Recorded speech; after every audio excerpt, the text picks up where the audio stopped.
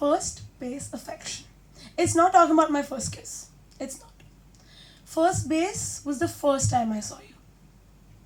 For me, the first base did not imagine the way our tongues melded with each other. It wasn't the way your tongue framed mine. It wasn't the way you kissed me. It wasn't. For me, first base was meeting you in 8th grade when you were a giant piece of shit. A giant piece of shit who used to make jokes about Tamilians. A giant piece of shit who was generally just a giant piece of shit. But I liked you either way. I liked you because you were funny and you were smart and you were goofy and you were someone who could fall down while tying your own shoelaces. Because what's not to adore about someone who's a little more dorky than you are? And that's what I was looking for. I was looking for someone who was a little more dorky than I was. A little more than I was. Because I am used to being around people who have inadequacies. People whose inadequacies couldn't possibly fill mine. People who would constantly tell me, Akshata, you're stunning, you're beautiful. The list goes on. But I am not someone who can accept compliments.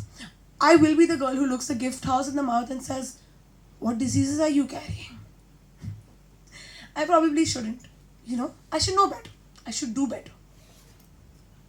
But you're the first base affection.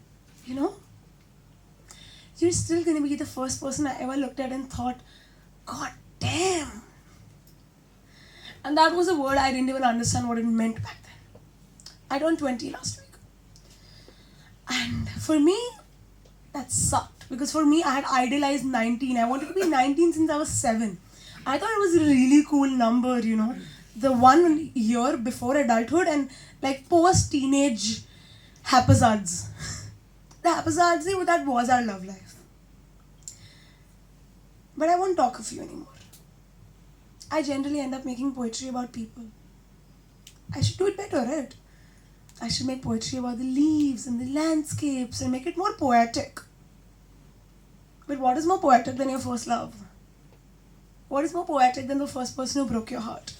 What is more poetic than the first person you ever smoked a joint with? What is more poetic than your first? Basically, nothing.